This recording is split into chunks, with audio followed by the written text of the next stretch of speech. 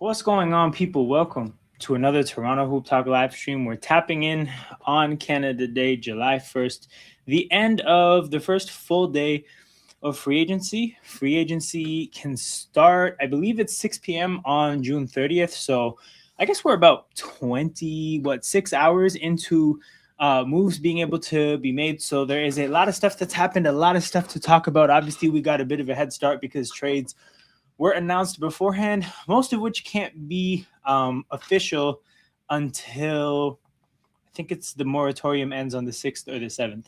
But yeah, we talked about Kawhi yesterday. I had to do an impromptu live stream wherever I was to just get the immediate thoughts out, get in touch with the community, and with that done, it's been a day. There's more thoughts now. Like everything is sunk in a little bit. More details are out. Shout out to my guy Echo Beach Blues. Says, what it do, baby? What a turn of events.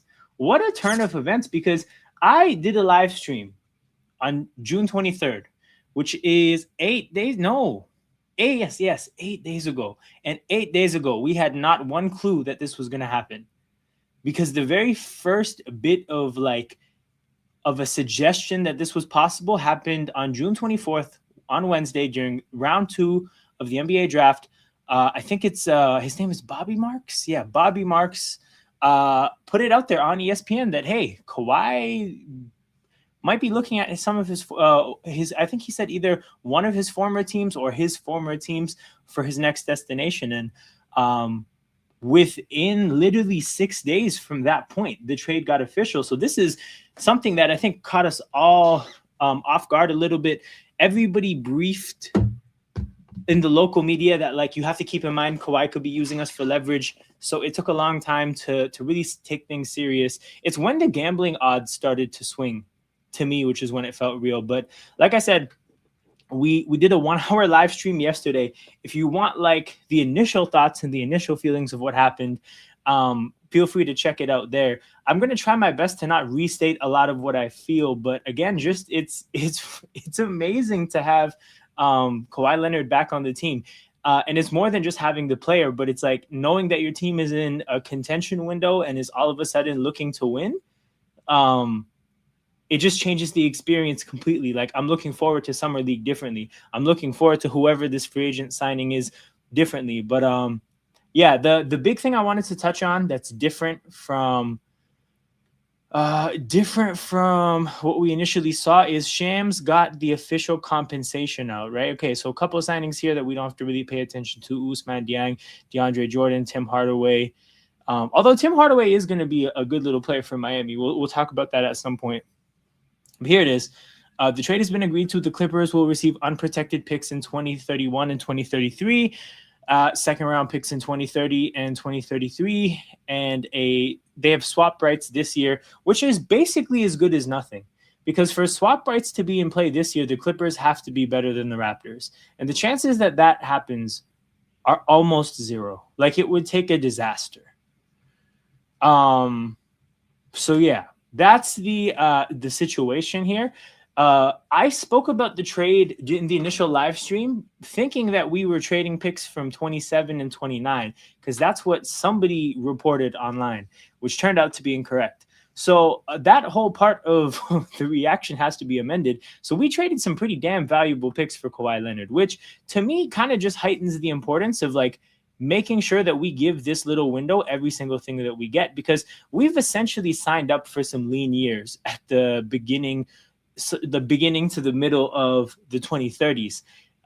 This is a time period where, the first pick, our first unprotected first is in 2031.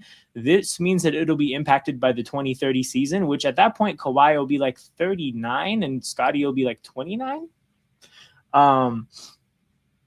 So yeah, the expectation is that's probably going to be a solid pick. And this whole, the idea of trading these kind of picks has become more complicated with the new lottery rules, because any pick could be high and any pick could be low. So first round picks are definitely more of a gamble, even just having them. But yeah, the assumption is that if we are missing 2 picks at that part of our franchise, we're probably not going to be that good, and it's going to be hard to be better. we're signing up for some bad years. It means we have to do whatever we can to maximize the little window that we do have. There's a rule in the NBA stating that you can't trade back-to-back picks. So given the fact that we traded 20, 31, and 33, we can't trade 30, 32, or 34. Meaning the two picks we can trade are 27 and 29. And I think that has to happen. I mean, we have a lot of young talent on the roster. I don't see us having to. I don't think we'll find ourselves in a point where we need 19, 20-year-olds. Oh, USA would have played. I got USA Bosnia in front of me. But yeah, no, those picks have to get traded. Those picks have to get traded. I think the pretty sensible thing to do would be to look at Jakob Poeltl, RJ Barrett, and Emmanuel Quickly. Look at those players and gauge basically like what opportunity in the trademark lets us upgrade that player for 2 first-round picks. And if we can get that done, then I think that's the trade that'll probably have to be made. But again, finding out the details of this draft picks definitely changes the how you look at everything. There is a trade to be made, which I didn't necessarily think initially. It's a trade that really we can't pass up on this opportunity. There's no point in being patient. But I got no, I don't got King backstage. Never mind. What else? Oh yeah, and then just to then zoom out and look at the fact that we traded these 2 picks. We've given up quite a bit of value here, I would say. I didn't expect us to have to trade 2 picks. I didn't expect us to have to trade these picks specifically. So the Raptors essentially gave up the value as if they're getting healthy Kawhi. And it'll essentially be, there's no safeguarding against that not happening. So if we end up having to deal with Kawhi's injury issues, there's just no way of making this better. It's going to be bad. So you may as well go all in. There's no point in doing otherwise. Do you know how great it is that Paul George is removed from my franchise? Big up, Jez. Dude, Paul George leaving is a serious blessing. This is what we're seeing. What's going on, King? Only good things happen when PG leaves your team. Yeah, man. I mean, shit. PG is about to curse Boston. Philly got a hell of a deal. We'll definitely talk about that in a bit. But yeah, man. That's just something I wanted to touch on when it comes to the Kawhi trade. Serious value has been traded.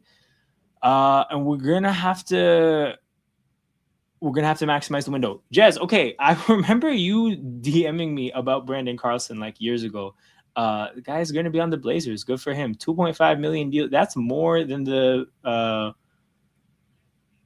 oh no, you're good. You're good. That is more than I would have expected. The man got more than the minimum. All right. No, you know what? I'm going to keep this here. I'm going to open up a new tab. All right, cool.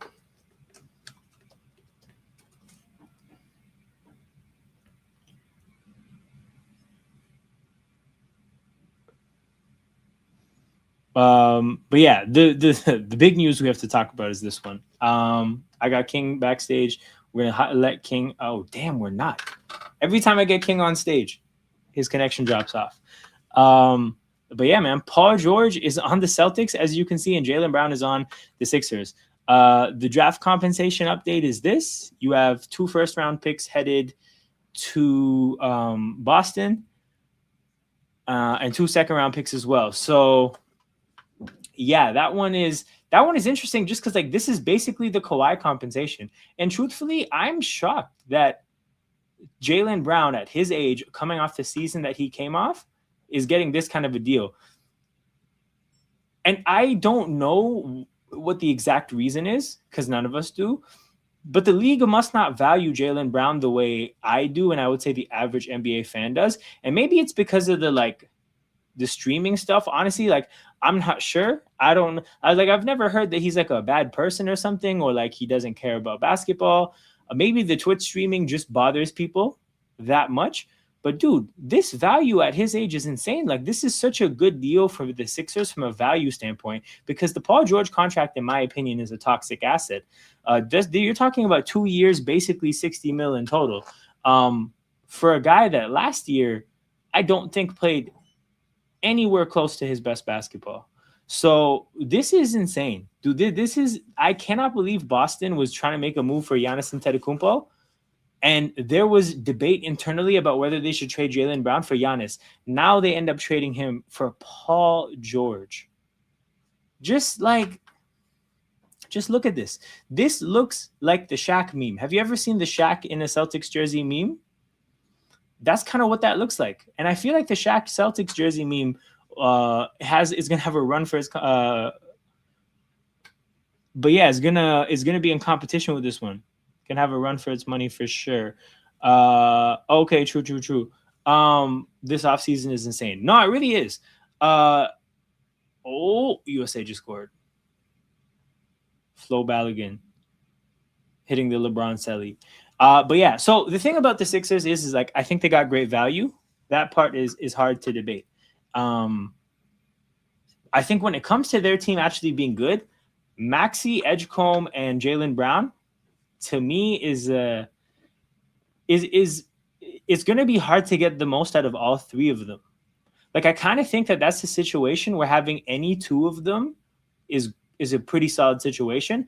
But with all three of them, somebody is going to have to take the back seat in any given game, which again is not like a serious issue. It's not like that means that they're going to be bad. It just means that you can't think about the Sixers being, oh my God, they're going to be as good as the value. Like, you can't just imagine Maxey hitting his best possible performance, Jaylen Brown doing the same, and Edgecombe doing the same. It's not really possible. What they've done is given themselves enough options and enough depth where you can probably bank on two of those players having good games on most nights. But I think the front court is still going to be a problem. I'm working under the assumption that Joel Embiid is not going to play a lot of basketball, because that's kind of all we have left to assume. So yeah, if they have Joel Embiid on the floor, add another player where you're probably not getting much from them. Like, there's a lot of shots to be taken with those four players on the floor, and frankly, just not enough basketball. So I think that this move for the Sixers, like, oddly enough, obviously it increases their ceiling, but I think it really, really, really increases their floor. Like, the chances of the Sixers being, I want to say the chances of them being a play-in team are almost zero. Almost zero, because they can weather Joel Embiid being out. They can weather, even if one of Maxey, Edgecombe, or Jaylen Brown has to be out, they can weather those storms. Come playoff time, their front court issues is probably going to cost them. But from what they have right now, like, again, it's a good step forward. Getting off of Paul George is a big W. Regardless, it's a big W. And getting Jaylen Brown is good too. But yeah, man, it looks like you guys are on a one-way track with Belgium. But yeah, that's that for that trade. I'm gonna scroll through Shams' account as a whole to see if there's any moves that are worth talking about that aren't these big trades. Keon Ellis to the Nets. I think the Nets haven't spent their money well, so we're gonna look at the other names, but I don't think that they've done a good job of spending their money. Luke Kennard to the Phoenix Suns. I think the Suns have done a good job of getting role players. I think the Lakers at times needed too much from Luke Kennard. So that's maybe why he had some disappointing moments, but the Suns are going to need less. And I think in a smaller role, he'll do good. Yeah, he did the Braun. That's what I saw. Like, maybe you're talking about something else, unless it's a typo, but yeah, it was fire. All them Lakers signings earlier were insane. Bro, they just got a bunch of mid. Like, they really are what they are. That team, we know what we're getting. But yeah, Luke Kennard to the Suns. They got a sharpshooter. He'll do his job. They're not going to ask for too much from him, I don't think. Zach Collins back to the Bulls. That's just the Bulls filling out their tanking team. Dean Wade to the Sixers. Okay, so in light of everything that just happened, I think the part that's interesting about this is that I think Dean Wade is going to be the starting power forward. Like, I don't see who the starting power forward is on the roster right now. And unless they're going to play two bigs, which just isn't a thing in the modern NBA, you're probably looking at this being their starting power forward. Like, I would imagine the starting lineup is Maxey, Edgecombe, Jaylen Brown, Dean Wade, and then Joel Embiid, unless he's hurt, and then probably Adam Bona. Oh, damn. I didn't know Braun got his chain snatched like that. Jeez. But yeah, man, Dean Wade. Yeah, no, I definitely didn't see the vision with Paul George. Like, why have a player that, I mean, you're probably not going to put both of them on the floor. So I just figured it was a bench signing, and I didn't give it any mental energy at all. But they definitely need somebody with some size if you're trading Paul George. Bogdan Bogdanovic to Houston. Okay, this is the thing, right? I think Houston made some good signings, but unfortunately, I don't think any of these signings address their biggest issues. Like, it's good to have Bogdan Bogdanovic. He can definitely put the ball in the basket, and it's nice to have depth. But what the hell does that do with the fact that, like, I don't think your best players necessarily work together? Or at this point, there's a question to be made after the Kevin Durant shit, like, whether they even necessarily want to play together. But, like, Bogdanovic can't do anything to change what we saw from that offense when it comes to the starting lineup, because he's not there to start, I don't think. Like, I mean, yeah, it's going to be nice to have a better bench, but at some point you're going to have to win with your starters on the floor, and that is still going to be under question. Marcus Smart to the Rockets, same situation. Like, same, copy paste everything I just said about Bogdanovic to Marcus Smart. John Collins to the Pistons. Okay, so this is basically Detroit's one move. Like, Detroit, I mean, I lied. It's their one free agency signing because they signed Isaiah Joe. But they lost Tobias Harris. I don't know how this is going to work. 3 years, 51 to me seems like they're going to start him, because I don't even necessarily know if they have enough players otherwise. Like, I can't, if you put him on the bench, I don't necessarily know who would start with what's it called? Tobias Harris now on the Spurs. But okay. Jalen Duren, low-key, because I don't know if this will be on the Shams TL. Jalen Duren kind of got what he deserved. Like, I think Detroit was really smart to not just give him what he wanted. They basically told him, buddy, we don't think you're worth what you want. Go find the money you're looking for. And then he went to Boston, and Boston said, you know what? We're going to sign Mitchell Robinson. And then he went to the Lakers, and they said, you know what? We're going to go get Walker Kessler. And now he's really just left with Sacramento. So now, essentially, he's going to get paid whatever Sacramento is willing to give him. And we'll see whether that's Detroit or Sacramento, but who actually, signs him. But Sacramento, I think, will determine the number, like how much he gets paid. Oh, man. Justin. It's okay, man. I mean, it's not okay. But, I mean, like, man, that's definitely a tough one. I can't. First of all, I would have thought that they would get more draft picks in a trade like this, because I don't necessarily even know what Paul George's value would be on his contract. So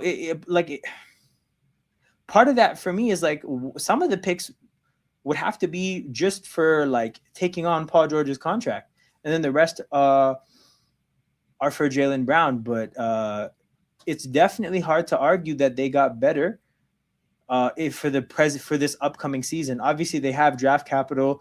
And I'm pretty sure there's going to be a subsequent move. Like, the thing is oh my God, that was almost a great goal for US.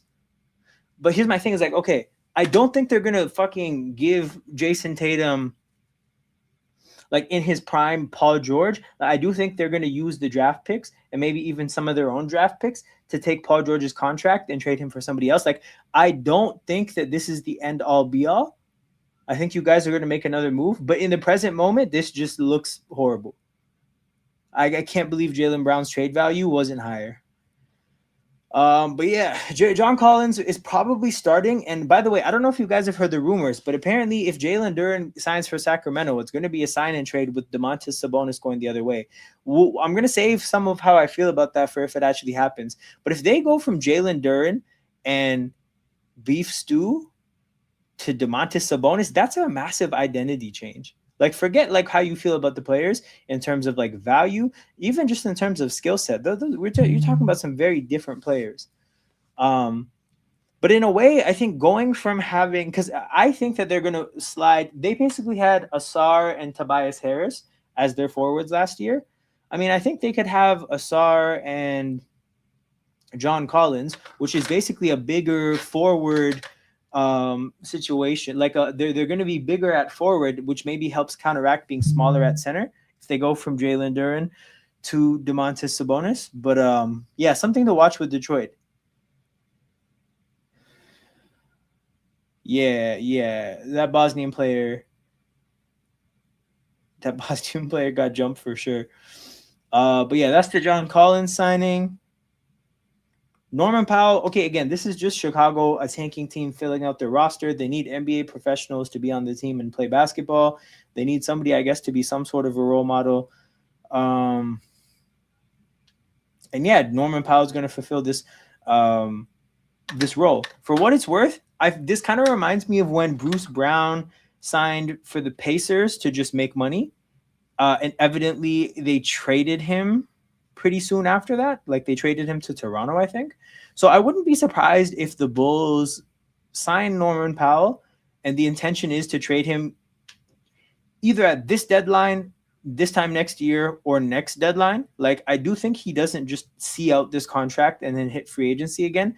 So I would expect Norman Powell to be on the trade market for a contender at some point. But in the meantime, Chicago gets a vet. Hey man, I'll have to check that out. But people, if you're here, feel free, Justin, to drop the name of your channel in the chat. I believe it's Forever Boston Sports, but it might be a different order of those three words. So I'll let you confirm that. But yeah, that's the Norman Powell signing. Ariel Hukporti, again, more than the minimum salary, similar to Brendan Carlson. So I'm surprised that, yes, here it is. I'm surprised that he got this money. I'm not really sure what, like, again, I didn't watch the Knicks in the regular season, but the Knicks I saw in the playoffs, I did not know Hukporti was going to get this kind of an opportunity. But it looks like Hukporti and Adam Bona are going to be the options at center for the Sixers when Joel Embiid is not playing. So that's sorted in terms of having the two guys. But for what it's worth, I don't think that's a great center rotation. And this is kind of what I talked about when we talked about that trade. Like the Sixers are going to probably be a pretty good regular season team because they just have so many options for guys who can score. But when it comes to the playoffs, like this being your center rotation, assuming Embiid isn't playing or isn't playing top tier Embiid basketball, this is not a good enough center situation. So that's not great. Vucevic, like Kawhi, went home and is returning to the Orlando Magic. Orlando Magic were expecting to lose, Mo Wagner, and he did leave for the Brooklyn Nets. So this is their backup center. Good for him, I guess. Apparently he wants to retire in Orlando. Mike Conley to the Celtics. Like Mike Conley is Mike Conley, just simply a good basketball player. So that's a quality backup point guard, good vet. Probably not. It's like these moves aren't like splashy moves. They're not going to excite people. And look, he's really old, so maybe he could get cooked any month now. But from what I saw in the playoffs last year, like still playable. I said, bro, prescription. I'm assuming this is prescription P for Brown. Yes, man, prescription P for Brown was crazy. It was crazy. I just can't believe it, man. Paul George is a Celtic. They said, Jason Tatum, well, you know who we're giving you in your prime? Prescription P / podcast P / playoff P.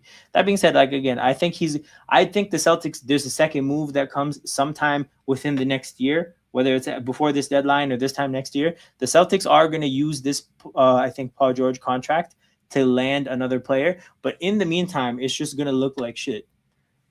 It's going to look like shit for sure. But yeah, Mike Conley, solid player, right? Cool. Let's scroll through the Shams post again. Okay, it's the Vucevic, signing was the case because the Magic knew they were going to lose Mo Wagner to Brooklyn. I mean, look, I mentioned this earlier. I don't think Brooklyn is spending their money well because like they're getting a bunch of role players, and I guess just hoping that their young players are going to assume like the more important roles on their team. And I guess that's the case because you don't have your first round pick. You have to try to be as good as possible. But I don't necessarily know if they even got the best role players. Like, I just think I would have rather taken bad salary for draft picks than done what they did. But I guess they're trying to win. What the fuck is the Brown trade? Oh, it's nasty, bro. This is what I'm saying. He must have a depressed value in the league because people must not like him. And it has to be the podcasting because I've never heard that he's like a bad teammate. Or like a bad person or doesn't care about basketball. Like it must be the podcasting shit that just has people so turned off because that value is crazy, bro. I can't believe it. I really can't believe it. Yeah, you guys got Mamu, bro. I'll give you guys the whole rundown when we get to that move. It should be coming up pretty soon in the chronological order. Javon Carter to the Magic. That's fairly uneventful. Oh, this was huge. Mitchell Robinson to the Celtics. So the Celtics get a real big here because I think, again, when their situation last year, they felt like they had to get a big. They got Vucevic. And then in Game 7 of the playoffs, they just themselves benched a healthy Vucevic. So they knew they needed a center. They made a trade for one. He didn't end up being playable for them. So that situation kind of explains itself. Neemias Queta, I think it's Queta. Neemias Queta, like, functional basketball player, but realistically, that should be your backup big. And now he is because they got Mitchell Robinson. Mitchell Robinson, again, this is very not Celtics basketball in terms of like this guy can't shoot. Forget shooting a three. This guy can't shoot a free throw. But that being said, it's good because I think they needed this kind of a presence. They made New York a little bit weaker. So, I mean, as a fellow team in the East, I appreciate that for sure. But yeah, Mitchell Robinson, you slot him right in the starting lineup. We all know his skill set. It's a pretty solid setup. James Dolan about to be in New York's biggest op with how cheap he's trying to be. For sure, bro. For sure. The fact that he was basically preparing for fans for basically all of this the day after the parade is really nasty. It's really, really nasty, man. But yeah, he's not trying to spend money. He got his championship. He's trying to he's trying to keep all the money for himself. Okay, this is the big move of the day. The Lakers trade 2 first-round picks. You know what's funny? Kawhi, Jaylen Brown, and Walker Kessler all got traded for the same thing. They all got traded for the same thing, bro. 2 first-round picks and change, right? In the Kawhi trade and the Jaylen Brown trade, the change was 2 second-round picks. In this case, the change here is 2 first-round pick swaps in 2028 and 2030. But yeah, so the Lakers, the importance here is like the 2 picks is one thing, but the Lakers basically actually traded all their draft picks that they have to trade, like all their big picks, right? Like for the next 7 years, the Lakers don't have a tradable first round pick. So they're in the business of just whatever their team is right now. So to do a quick rundown on Walker Kessler, there's a very interesting thing I heard about. So Walker Kessler, you look at the stats, and there's some strong block statistics. Like he basically averages over 2 blocks a game for the most of his career. Averaged 12 rebounds a game at some point. I think it was 2 years ago. However, last year only played 5 games. And this is a very tricky thing because part of the thing that went into him playing 5 games was the tank mode that the Jazz were in. But it's kind of just weird to see a player have this high of a trade stock having just played 5 games. That being said, not trying to say he's not good, but before he played 5 games, he played 58. And before that, 64. As a rookie, clearly fine in terms of games played. But the thing to watch here is that much like the Kawhi trade, the Lakers traded value as if they're guaranteed to get a healthy player. And I don't know enough about Walker Kessler's health issues to be able to say one way or another. But the point is like, I think they got a pretty good player, right? Like they got a 7'2", almost 250-pound, like presence in the paint, gets a lot of blocks, gets a lot of rebounds, very much the kind of player. This is not even the kind of player they need. Like it's bigger than need. This is the kind of player that you absolutely have to have if you have a Luka on your team. There's no possible way you get by with Luka on the floor without this kind of a piece. So in a lot of ways, Walker Kessler is exactly what they need. My question is this though, is that like, why, like he was injured a lot in Utah and Utah basically said he's not worth paying. Why is that the case? And again, I'm not saying that this means that he's going to be some injury prone player. I'm posing questions because I think these are unresolved things that are going to be answered in the future. But yeah, man. Well, again, to put that all to the side, it's the right kind of player. They traded a bunch of picks. They kind of were fucked that way regardless because everyone will tell you that they have no picks left and they're not that good. But that would be the case in any situation because they're more than one player away. So, but yeah, shout out Andrew, shout out Caden. Haven't checked it out yet. He can't spread the floor in the playoffs. This is true. This is definitely true. But I don't think the Lakers have the luxury of stopping like themselves from getting a defensive center with that being the case. Because like at the end of the day, like we saw the Knicks have Mitchell Robinson minutes. It's not like having a center on the floor that can't shoot is like a damning indictment. Because at the end of the day, there's not that many centers that can shoot. Now, maybe that means you can't play Walker Kessler for 40 minutes, but you tend to not be able to play 7-footers 40 minutes anyways. Like, but again, all in all, like if they don't have this kind of a presence in the paint, they have no hope with Luka and AR on the floor, man. I think the Lakers are trying to, but I see them as 15 max. I agree. Phoenix plays 1581. Shout out to you, by the way. I don't know if you're new or not, but I don't recognize your name. And if you're new, welcome to the community. But if not, welcome back. Bro, Philly doesn't move me at all. They're going to get destroyed on the margins. 1 million I'm going to get destroyed on the glass. Boston still scares me more. Okay. I agree with a lot of what you said here because I mentioned this too when I first talked about the trade. Like their front court is still scary to me in the standpoint of like I don't like much of what's there, right? I'm looking at off the top of my head, we're going to see Dean Wade, Ariel Hukporti, and Adam Bona in the front court playing major minutes if Joel Embiid isn't healthy. So they're going to get smoked in that part of the floor. And I don't think it's not possible, I think, on a consistent basis for Maxey, Jaylen Brown, and VJ Edgecombe to compensate for that, especially when those are not a trio of players that can all have great games at the same time. The way they've set things up, you're probably looking at 2 of those 3 players are going to have solid games night in and night out. And that gives you a very high floor, but it's not possible to get all 3 going at once. So the ceiling isn't really as high as the names look on the sheet. So when you say trust the process, what they definitely need is honestly more than buckets, because they're not at a point where I think that they need buckets. They need a defensive presence. They need Embiid to be like a center. But if they don't get him healthy, and I don't trust that at all, it's not gonna happen.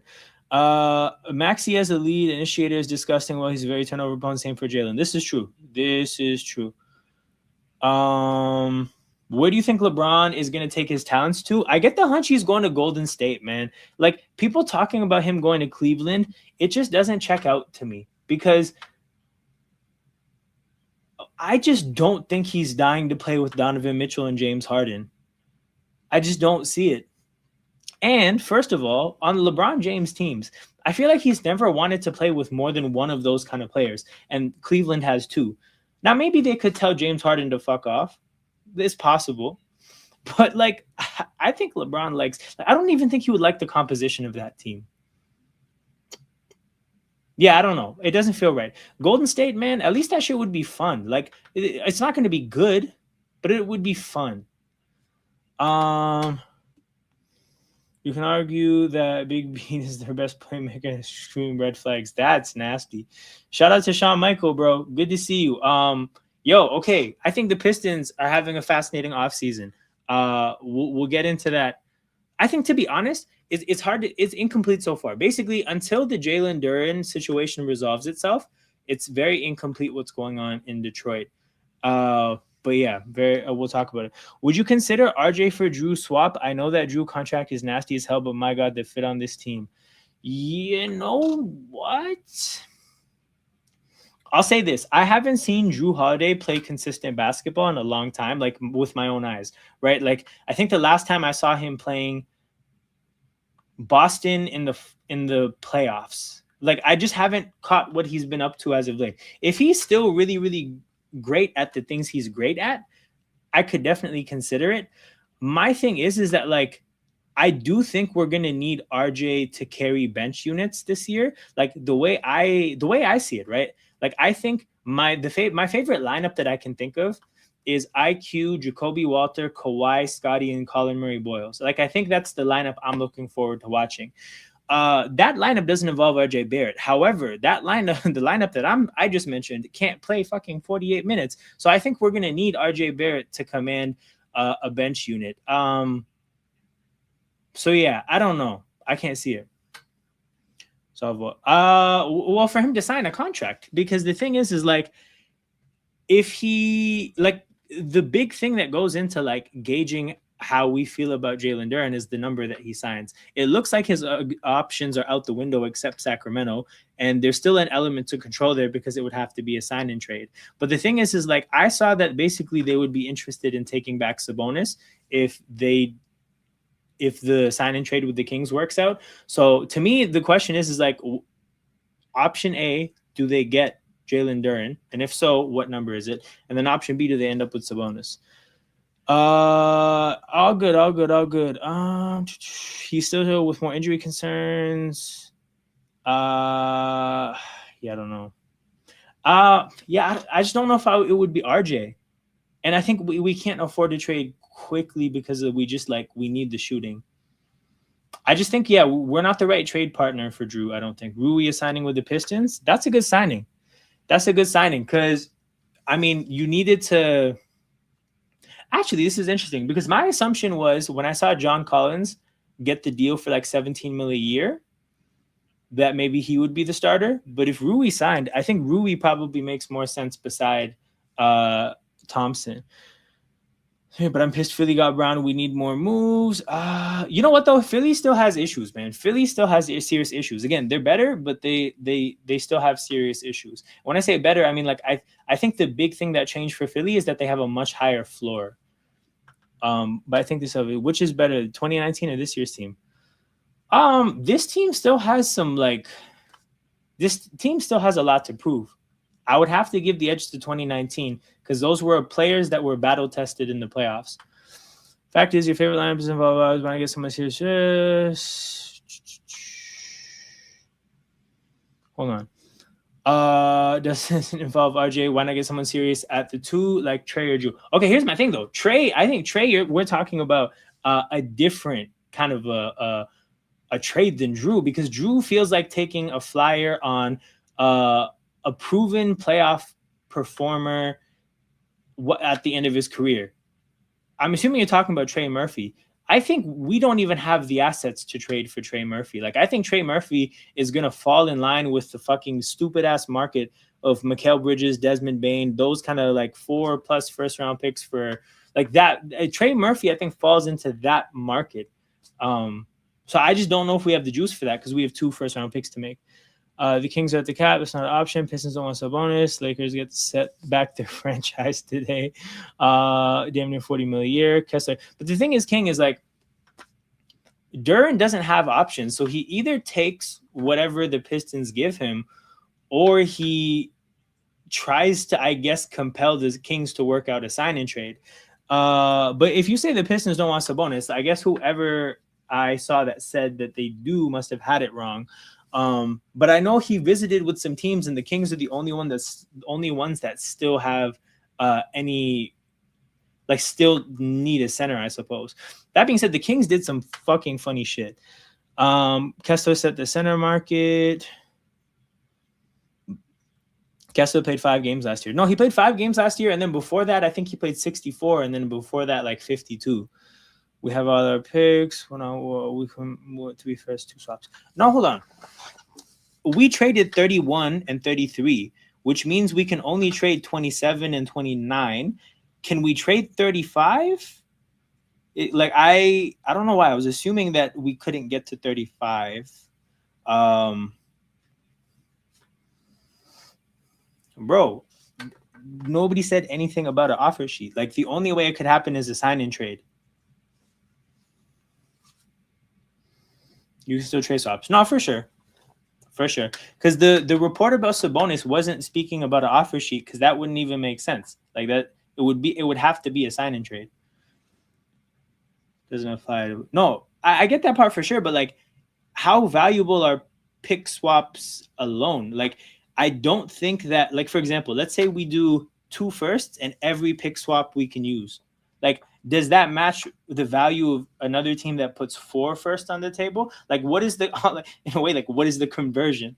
I think somebody will put 4 firsts on the table for Trey Murphy, which is not my opinion about the player. It's my opinion about the market, because I saw what Bridges went for, I saw what Bane went for, and I feel like he falls into that kind of market. Maybe they won't trade him. I mean, shit, then I guess he's just gonna have to take what they give him. But yeah, what do you think about the offseason so far? Because I think the major additions are what? Isaiah Joe, Rui, and John Collins, and then the players that they let go were Tobias Harris, and then there was somebody else.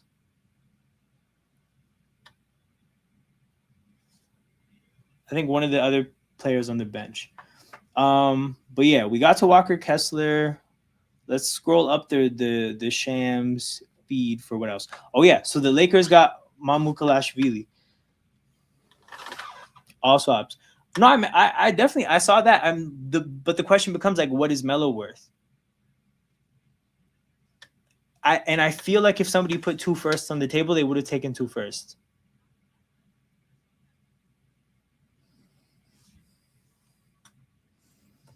Pistons need an elite guy. The East is crazy now. Okay, we're gonna look at the salary swish. You know what? Fuck that shit. Let's look at the salary swish right now. Mamu can wait. So the Pistons right now, and this is pretty up to date because they have John Collins. They don't have Rui. I guess we'll have to see about Rui, but this has Isaiah Joe. It's just a tricky thing is we talked about. I think he means another one.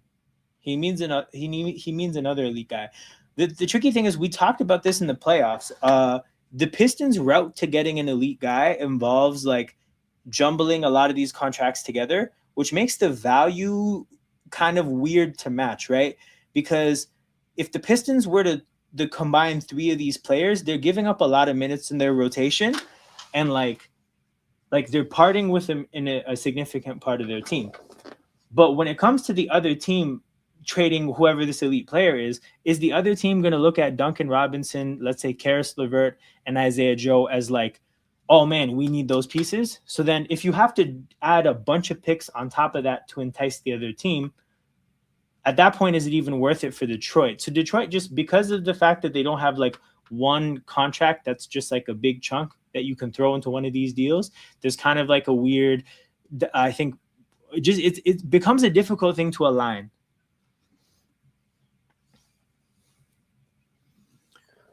Variant the risky running it back with the same roster.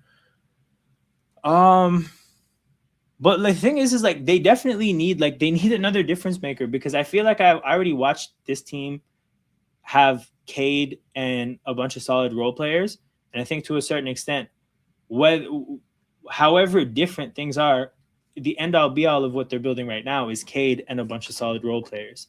So we'll just have to see how that goes, but I don't see there being a ton of wiggle room one way or another if the dynamic is still just Cade and solid role players. Yeah, exactly. They don't have one big salary slot to make a trade simple. You're saying trade candidate for that reason. You're saying those. RJ is definitely RJ would be the easiest player to get value for in a trade, because people talk about wanting to trade quickly in Jakob Poeltl, but those fucking assets suck, dude. Like there's some teams that would look at those contracts and consider our draft picks as like you got to give us a 1 pick to take the contract and then the other pick for whoever we're giving to you. Like, the best way to upgrade this team realistically is trading RJ Barrett. But I just feel like it has to be for the right player. How do you feel about the AR signing? I told him the AR trade or signing to his face, and he didn't seem that excited. But okay, so the Lakers got Mamu Kalashvili. The rundown on Mamu is that, like, we played him as a backup center because Jakob Poeltl got hurt, and those are the minutes he had to play. I left those minutes feeling like he's not actually a center because I don't think he's much of a rebounding presence. I don't think he's a defensive presence at all. I don't think he's necessarily looking to hit the boards. Like, the thing about Mamu is what he's actually looking to do is shoot the three and then put the ball on the floor and get to the basket. Like, he's a backup four, and I think the Lakers are, I mean, I'm assuming the Lakers look at him like a backup four. But my thing about Mamu is I just didn't leave last year feeling like this is the kind of bench player you want to make like a commitment to. Giving him a 4-year deal to me seems wild. I think the money per year is okay. But I think the 4-year commitment is a bit much because he didn't finish the year well, like on a hot streak or anything. Like, he wasn't really that productive in the playoffs. Going into the playoffs, I want to say there was a couple months where I don't think he played that well. He was awesome before that, but again, like, good floor spacer. I believe he had 8 threes in a game in San Antonio. But yeah, I left last season feeling like he might not be a playoff performer. Like, that more physical style of basketball might not suit him. And yeah, another player that I don't think is going to do much for the Lakers defensively. They seem to have an identity. So yeah, not a huge, like, I get what he's going to bring them, but this did nothing to help with their issues, I would say. Just don't extend it if you want to play around with the roster before the deadline. That's fine. I agree. How do you let Marcus walk? Hey, man, they do not care about defense, man. They do not care about defense. They also got Quentin Grimes. And so 460 to me means that this guy is a starter. And the interesting thing I find about him, Quentin Grimes. The thing I find interesting about him, let's look at the stats. You're basically trading, like, oh, sorry, not trading. You're signing, in my opinion, like, this half a season when he got traded to Philly. Because I don't necessarily think the last year in Philly, to me, says I'm giving you $15 million a year on 4 years. Like, first of all, put the money to the side. The significant, like, sorry, not to the side, but like, the significance of the money for me is not just the 60 mil, but it's like, when you look at their cap sheet, this is one of their, I think, this is one of their bigger contracts.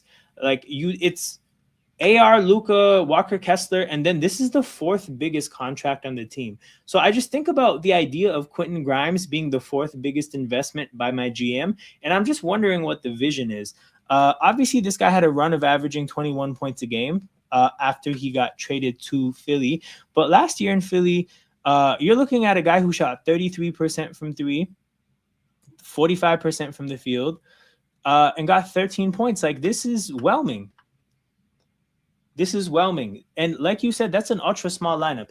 And the thing is, bro, the way I look at it, you need big wings around Luka. You need to, in your head, look at Luka as like the point guard and put big athletic defenders around him. Like, Dallas went far with him because what did they put? They put PJ Washington on the floor. They put guys like Dorian Finney-Smith. They had those kind of players on the floor. And I don't think that leaning into Austin Reeves's and Quentin Grimes and those kind of players is the way at all. Like, and if they for some reason, I'm assuming they're going to start. Who do they have? Vanderbilt at the 4? And I'm like, I don't think I love that idea. Like, Vanderbilt and basically one of these players, whoever it is, Vanderbilt and one of these players being your forwards defensively is just not it. From a size standpoint, it's going to be small. If they start Mamu, that's more of a defensive issue. The vision is the 2016-17 Rockets, no Diallo. It's horrible, dude. It's that Palinka, I don't know. They got Colin Sexton, backup point guard. Like, not too much to say about that. I mean, show me a track like just he hasn't played enough. I'll put it this way. Sorry, I don't think he's played enough games that would since his first year, like enough games to make Lakers fans happy. If he plays the amount of games he did in second, third, fourth year, any of those years, I think Lakers fans will be upset. He has to harken back to his rookie year to be available enough to make Lakers fans happy. You're basically asking for, well, here's the thing. They're asking for Walker Kessler to be the anchor, and in theory, that's okay. But the problem is that motherfucker has to anchor a whole lot, and he played, I believe, 60 games in the last 2 years. I lied. I think, well, to make it worse, I think he's played 110 games in the last 3 years. So, if we're imagining a perfectly healthy Walker Kessler for the long term, I think they do have the anchor. But goodness gracious, all this trash on the perimeter defensively, they're asking him to anchor way too much. But yeah, Colin Sexton, DeAnthony Melton back to the Warriors, back to the Olden State Warriors, that fucking retirement home. Elijah Martin back to the Raptors. That's our second round pick from last year. Oubre to the Pacers. Guys are going to get fried. This is true. But the funny thing is, bro, Walker Kessler was a part of the Rudy Gobert trade, and they turned Walker Kessler into 2 first-round picks, meaning Rudy Gobert was like 8 first-round picks for the Jazz. Bro, he turned it. Rudy Gobert, they planted that seed, and it grew to 8 first-round picks, dude. That's crazy. But Kelly Oubre to the Pacers. Okay, Oubre to the Pacers, to me, it's just like the standard case of a vet rotation player signing for a team that's trying to get better. I think this is the Pacers' only move.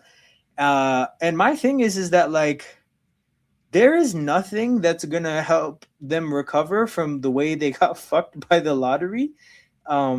They just watched, since they made it to the finals, a few teams in the East get better. And I don't know if... First of all, I have questions about Zubats being their center. So there's that, right? I think that dictates a bit of a style change. And I think their style of basketball was a big part of the reason they were effective. But yeah, Kelly Oubre is not going to be the difference. There's going to be obviously some good minutes he gives them, but they needed to make a bigger move, and their window for that may have closed when they traded 2 first-round picks for Zubats. The Wolves won that trade, still generational. I mean, the Wolves,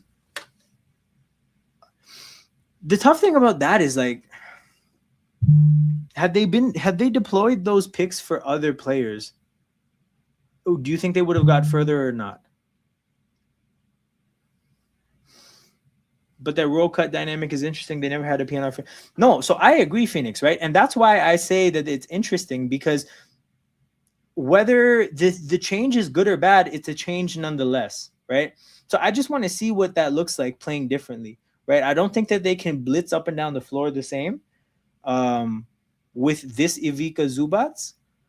So if they play with that kind of, if they lose something with in that way, but then they gain in this way, I just want to see what that looks like. And then if it, let's say, is neutral and even, then I still think that they would have to get better. When you can take your time. I'll go. I mean, they can going small. I mean, no, I'm not saying they have to stop it. I'm just saying, like, if it's slightly less effective, then there's a trade-off there.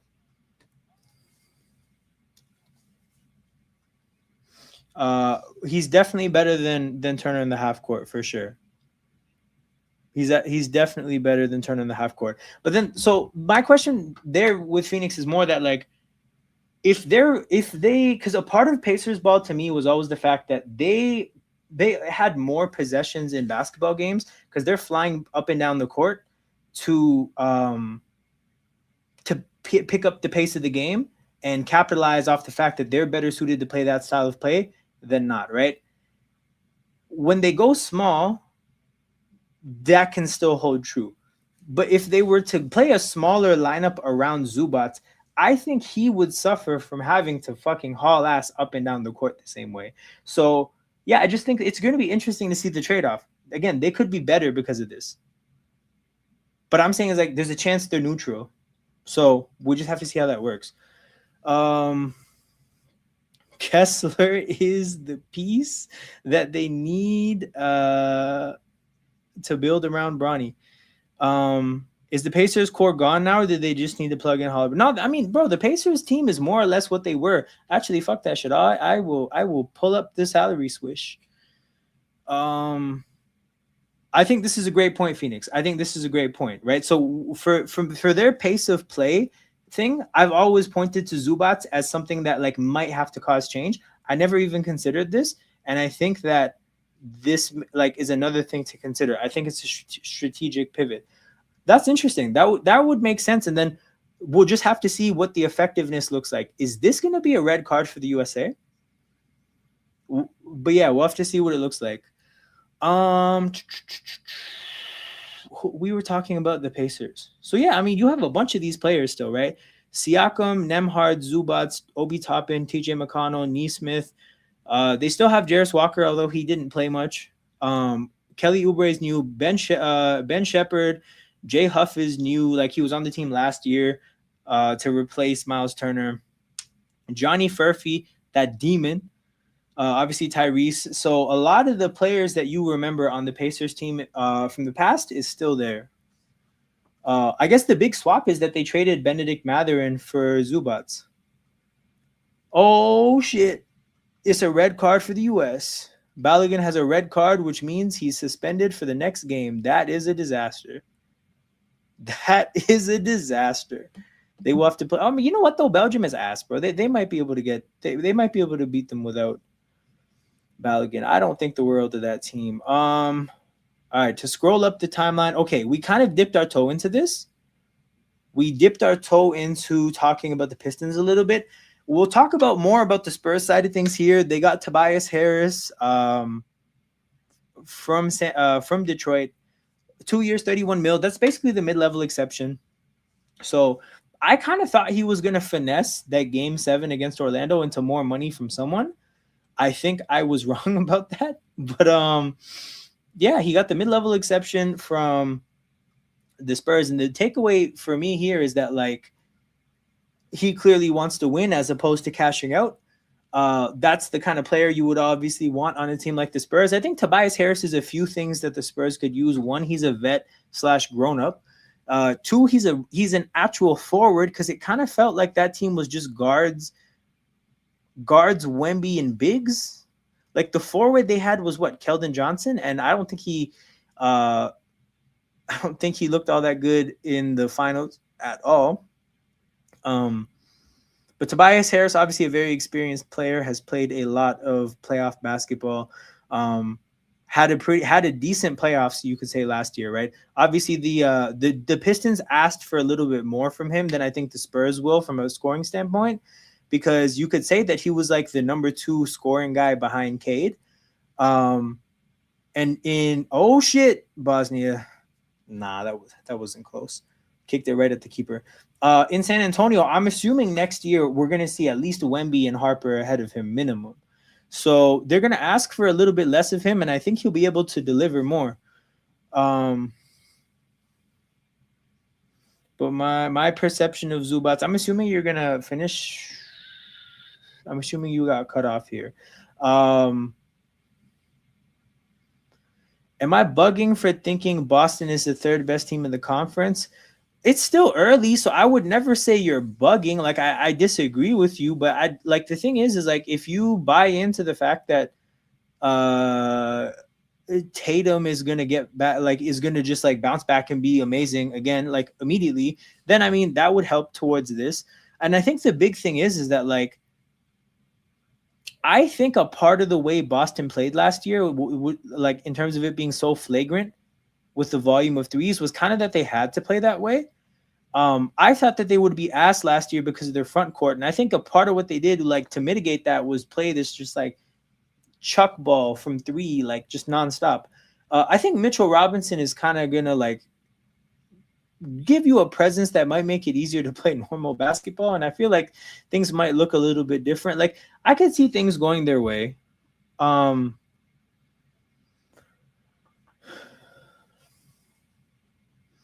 don't know how good. Okay. I get that. Because the thing is, like, however he played last year, the key thing is going to be like how he plays with Tyrese. Because Tyrese is going to elevate his production for sure. It's just a matter of how much. Bro, I just think Paul George is better complementary wise. Connected passing, off ball play. So I get this part for sure. Paul George is definitely a better off ball player than what's it called? Than Jaylen Brown. My only issue with Paul George is, bro, like I'm not gonna assume he's gonna be healthy until I see it. And maybe I'm being a little unfair there. Let me look up what he missed, because he had a 25 game suspension, right? So we're gonna dock 25 games from last year off rip. Last year he played 37 games. The year before he played 41. He had a 74 game season, but then 56, 31, 54, 48. Bruh. Ever since 1920.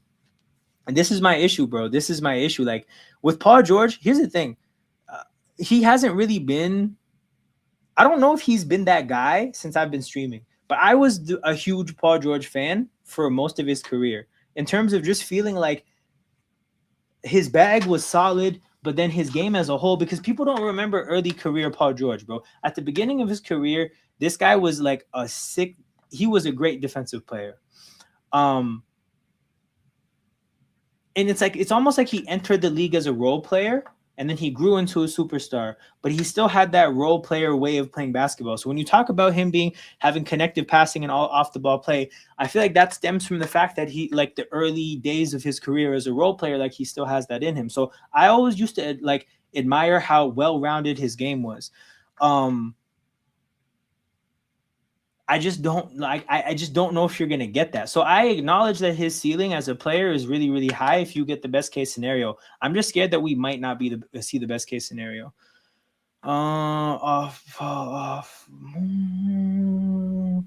He's getting too much older, less skill, more consistent. Bubba and Paul George. I'm not saying he's that guy, but I think he's a very good stopgap option for Boston. They're going to use his capital for a bigger move in 2027. I agree. There's no way he sees out his contract. No way he sees out that contract, dude. He's getting flipped, probably with the picks that they got in the trade and more, for a big piece. Like I already saw people in Boston talking about how you basically wait for Jokic to be on the market, and then you trade Paul George and picks for Jokic. I'm not saying that's going to happen. I'm not saying Jokic is going to be on the market, but that's probably the position that Boston is in right now.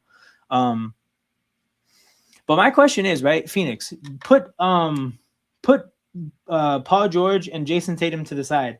Did you look at the rest of that roster and feel like they were fine? Because let's pull up Boston's team. Okay, Tatum, Paul George, cool, right? So you got, I like Mitchell Robinson, but you got Derek White, Sam Hauser, Peyton Pritchard, Hugo, Shireman. I think Hugo and Shireman are probably going to play some solid minutes. My big thing is that, like, I felt like they shot a lot of threes last year because they had to, right? Because people would be like, oh, why are they playing like this? I felt like they had to. And I feel like the reason they had to is because, like, there's some players here where that's kind of all you can reasonably ask them to do on a consistent basis. So from that sense, I think Hugo and Baylor Shireman developing into better players than some of the guys they have is probably going to be a big thing for them if it happens. But yeah, both memes and literally, yeah, Paul George was like that. Sad he's become a meme. No, for real, bro. I remember, like, for the two players I felt that way about were Anthony Davis and Paul George, because, like, peak powers Anthony Davis and peak powers Paul George were fucking amazing. But unfortunately, they just had some sad shit happen. You won't be able to do that with Jaylen on a supermax. This is true. Hey, if Minnesota implodes, And maybe, you know what's crazy, bro? Phoenix, in my opinion, I think that this is in the process of happening. Like, I think Minnesota is in the process of imploding. I think the LaMelo trade. I mean, I guess have I talked about the LaMelo trade up here? I have to revisit some of the pre-Kawhi trades as well. We're gonna talk about LaMelo and Ja, I guess. But like, I just don't think that the LaMelo trade is gonna work. I think trading Naz Reid for LaMelo just after paying Io 100 mil is insane. I think if they plan to play 3 guards with Io and LaMelo, like, that's just not gonna work. If they're sliding Jaden McDaniels to the 4 and they're playing that small around Rudy Gobert, I don't think that's gonna work either. Like, I think Minnesota is in the process of collapsing, and I think that they're making these wild ass, they're making these rash moves because I think they know it themselves. I anticipate Ant might be on the market this time next year. This might be his last year.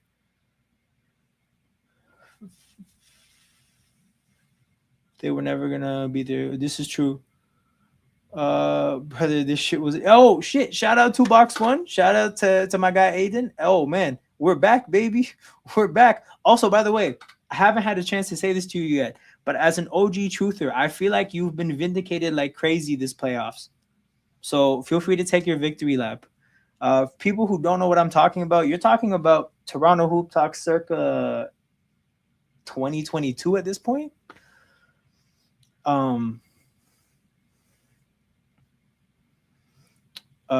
They were never going to be, sorry, just to circle back to this. No, for sure. Like, Boston, once they made that ownership change, the new owners, actually before the ownership change, the new CBA fucked Boston over really badly because they had the biggest cap sheet, right? Then once they had the ownership change and the new owners were even less interested in paying the luxury tax, that's when things got dark for Boston. My Prince OG Ananobi. Hey man, it sucks, but we're back, and like this management just keeps drafting 3-and-D Vision 6-9 variants. So while it sucks to not have OG, Colin Murray Boyles is sick. And like even Pascal, like the amount of like Vision 6-9 forwards we lost to just replenish them with more is fucking hilarious. I've been vindicated this playoffs. Put 100 on the Knicks before Philly series to win the title. You know what, Phoenix? I did not see I just didn't see it happening, dude. I did not see New York winning the chip. They definitely had me eating some crow. But we'll see what happens this year. Oh, hold on, Phoenix. Are you a Knicks fan? I don't know if I asked you. Only thing I don't want to see is Braun to Golden State, bro. First of all, I think you're gonna see it, which would, I guess, suck for you. But I think it would be fun to watch 2 old men try to navigate an 82-game regular season.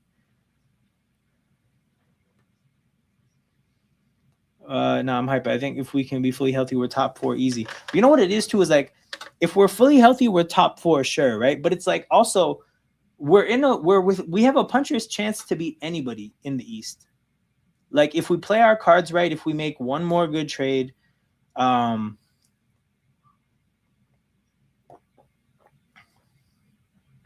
yeah, if people stay healthy and we make one more good trade, we can hang around with just about anybody, I think. Like, again, I think Colin Murray, Boyles, Scotty Barnes, and Kawhi Leonard as a front court for however many minutes you want to play that a night is going to give some teams hell. And you put some shooting behind that with like IQ and Jacoby, whew, that's a hell of a lineup.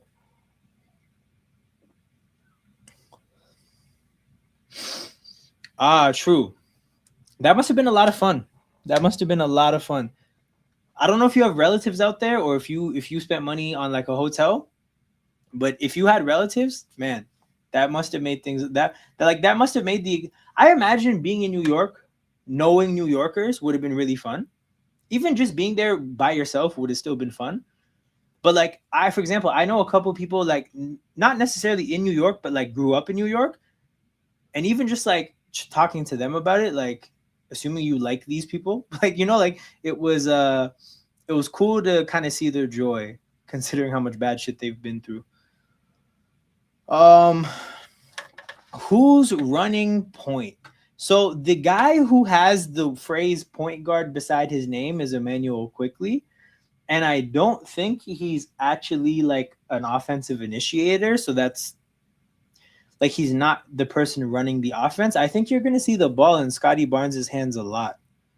Like I think Scotty Barnes is going to be our point forward, but Emmanuel Quickly is the point guard by name. But he's really like a I'm looking at him like a combo guard, floor spacer, shooter kind of a player. I'm not necessarily looking at him to initiate shits. I went with my boys. Oh, that must have been a good time, man. Must have been a good time. Um, but yeah, to quickly touch on Tobias Harris again, dude. He gives them a grown adult. He gives them a forward that can play in the playoffs. I think they'll benefit from that. My thing is I think that I think that they made a bit of an intention about how they want things to work by drafting two centers. They drafted Terrace Reed and Jaden Quaintance. So in my head, I think they probably picked up from these playoffs. Oh shit! USA goal. Is that offsides? It's offsides. Pulisic doesn't know. That's hilarious. But yeah, so it's like I think that there's a statement of intent that they want to make Wemby a power forward. I think they recognize that might be the best way to get production out of him. But I don't think they have the center to play like that immediately. So that's just like my thing to watch for with the Spurs this offseason is that do they get a center for now? Because they got two centers for the future. But the question is do they get this center for now? Low-key, Kawhi with IQ should open up space a lot. Kawhi tends to handle the ball a lot. It's going to be weird to have options for that. I get what you're saying. Like, the thing with Kawhi is that people are going to talk about, like, the scoring and they're going to talk about the half-court offense. But it's like, bro, we needed shooting. Like, forget all that shit. We needed just even catch-and-shoot options to open up space for other players. And on his worst day, Kawhi is still a floor spacer. And he shot the most threes he's ever shot last year. He averaged over 6 attempts a game, and that's more than he's ever averaged. And his efficiency dropped a little bit. So he's historically been a 40% three-point shooter for like a few years in a row. It dipped down to 38 with him shooting a higher volume. But I'll take it, bro. I'll take Kawhi's 38% on 6+ attempts a game because if we have him shooting and IQ shooting, guys like RJ and Scotty are going to have an easier time getting buckets. I'll say this, though, is like, because we've talked a lot about, somebody asked me to compare 2019 to this team. Obviously, we're always going to think about any given Raptors team in comparison to that team. I will say this. I think Scotty Barnes is better than that Pascal Siakam by far. By far is maybe a stretch. But I want to say like without a doubt. There's a better way of saying it. I think this guy is without a doubt better than that Pascal Siakam. Now, when we start comparing the rest of the team, like both of those centers were better than anything we have at center right now, right? Like, but fuck that. Like that stuff we can figure out in the future. I just want to say, most importantly, that while Kawhi is probably not 2019 Kawhi, even though he had a hell of a year last year, Scotty Barnes is way better than Pascal. It's legit. Oh fuck, I didn't even consider that. But yeah, World Cup overlapping with that must have been insane. I think Brazil was in New York those times, right? I really thought that was Barnes' weakness. To really get into the depth of Barnes being like the ball handler, the issue with Barnes being the ball handler is that like he doesn't have like a face-up game from the standpoint of like I'm going to shake you and then get by you and then dunk at the basket or finish at the basket. If he has the athletic advantage over whoever he's lined up against, he can get past people. But it's like the reason he's not like a full-time point guard is because, yeah, the pull-up off the dribble isn't necessarily there. The handle to shake, people who can move their feet is not there. The thing with Scotty is that like the passing is great. Like, I think his floor vision and his passing is outstanding. Sometimes the decision-making, like oh shit, what a goal from a free kick. The decision-making comes and goes, but the passing is sick and the court vision is sick. So that's my assessment of Scotty Barnes is like with as a player with the ball in his hands. Um, About the Kawhi, I fell to my knees in happiness, bro. I'll be honest, I did not know what to think. I did not know what to think. If you anybody here who hasn't seen it, I went live just within 30 minutes of the Shams tweet dropping, and I had to do it at work. I risked getting fired to pull up in a random room at work and just go live. If anybody walked in, I would have had nothing to say. I would have just had to call their bluff. Like, are you gonna fire me over this? But feel free to check that out. Very hard time getting my thoughts out initially. I was pretty overwhelmed with just like emotion and whatnot. But like, I'll put it this way. I can't believe that this happened so quickly with so little buildup. Like the very first just smidge of information regarding this happened on Wednesday, June 24th, and the trade was done on Tuesday, June 30th. Within 6 days, we got the initial bit of news and the trade itself.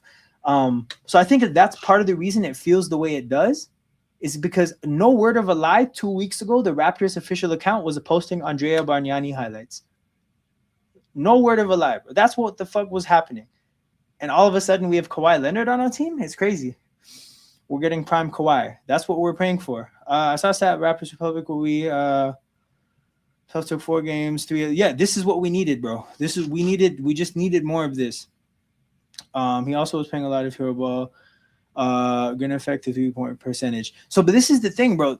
He shot 50% from the field.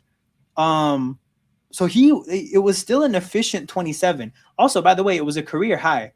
Kawhi averaged a career high in points scored, and he didn't do it just inefficiently chucking. He averaged 50% from the field. It's the fact that I think with taking a higher volume of threes, I'm pretty sure he was probably taking a higher, like some threes that he would normally pass up. And he was playing with scrubs, bro. Like he was playing on some nasty Clippers teams last year. Kyle Fred, I make you a pick and roll creation space. This is from the comparison? Nah, I agree. In terms of comparing the two teams. Filthy, no one gonna score on us. We're gonna be able to throw some headaches at people, man. We're definitely gonna be able to throw some headaches at people. Will be defense plus turnovers equals fast breaks. I mean, yeah, like a part of what we've been going for with Vision 6-9 is that like you get defenders that can turn people over, but then once you're in transition, you have multiple players that can handle the ball in transition. Like if you get a turnover, but then you have guys like bumbling up the floor, just really clumsy dribbling the basketball, you're gonna like compromise your ability to cash out on those turnovers. But we have a bunch of guys that are going to be decently comfortable handling the ball in those situations and getting to the basket and dunking the ball in.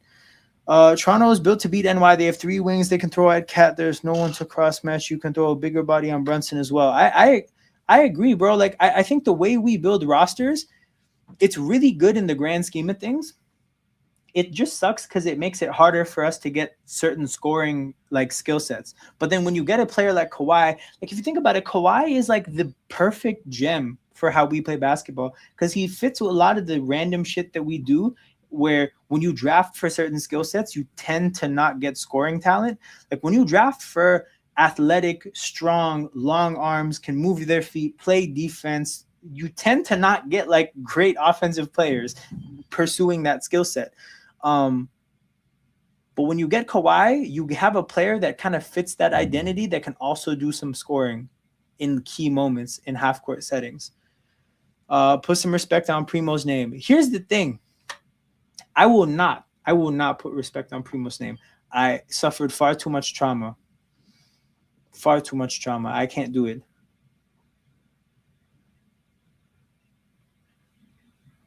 Postseason considering the Warriors didn't have KD. I agree, bro. Phoenix, I agree because, bro, Pascal was averaging, I think, 18 points a game that playoffs. I think. He obviously had the big 30 ball at the beginning of the finals, but he averaged like 18 points a game. Meantime, Scotty last year averaged, 25 in the playoffs or 20 or whatnot? And he's probably going to have more next year. It built character for all of us, fam. I'll be honest. That's a very favorable way of looking at it in hindsight. I was a child being traumatized. They were just causing tears. They weren't building character. I was a soft kid. I'm kidding. Scotty is better at everything than 20 and 18 Pascal. I agree.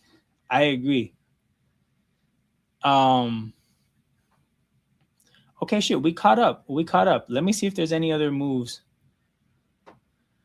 that I missed. First round pick in AJ Johnson for Santi Aldama. A Masai. That's a Masai move if I've ever seen one. I like him as a role player. Like, it's a good role player to have. But Masai is comfortable trading first for role players. Wait, hold on. Where's the Rui Hachimura?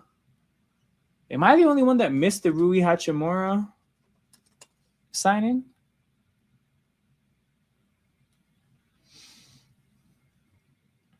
Because what's his name? Sean was here saying that the Pistons got Rui, but if it's not official, I don't think we should take it for granted. Okay, so we went through everything on Shams' feed. I'm going to go back before the Kawhi trade and find the moves that are probably worth talking about. Time Lord signing for the Blazers. Okay, the Blazers are just in a funny spot where, you know what? Okay, so we'll talk about it all together. So they signed Robert Williams to an extension, which means that him, Klingon, and Hanson Yang are all there to play center.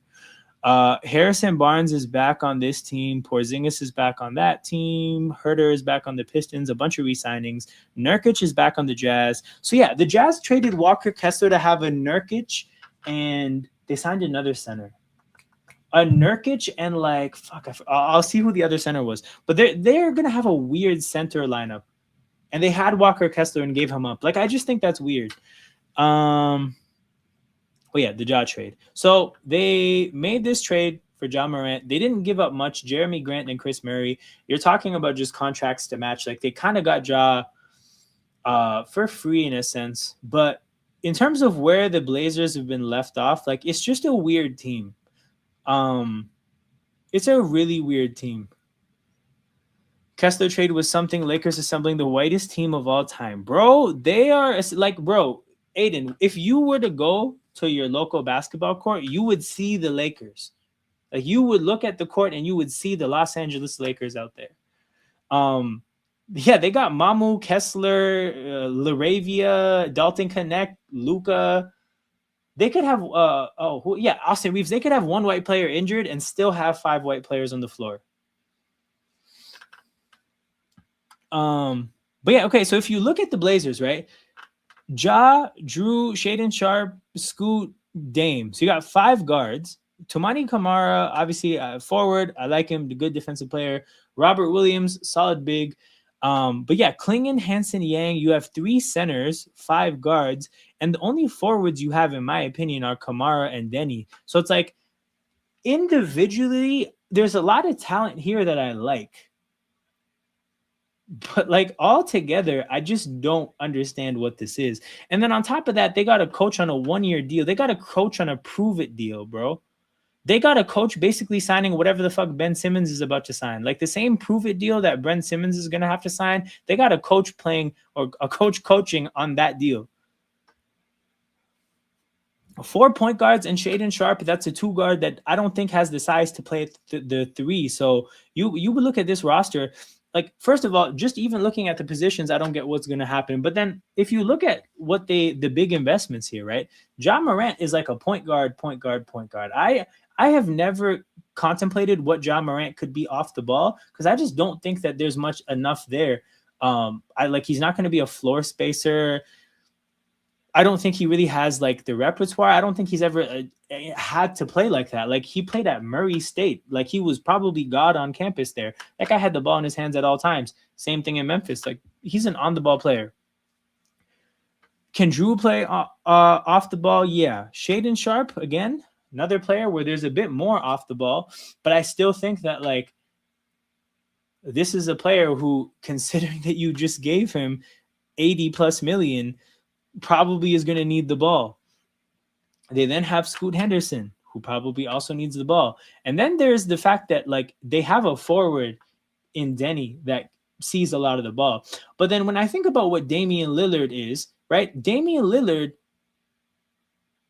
besides being like there's no possible way with all these guys you're gonna look at Dame the way you did like when he was on the team before. Dame, they're basically gonna turn Dame into like Ray Allen.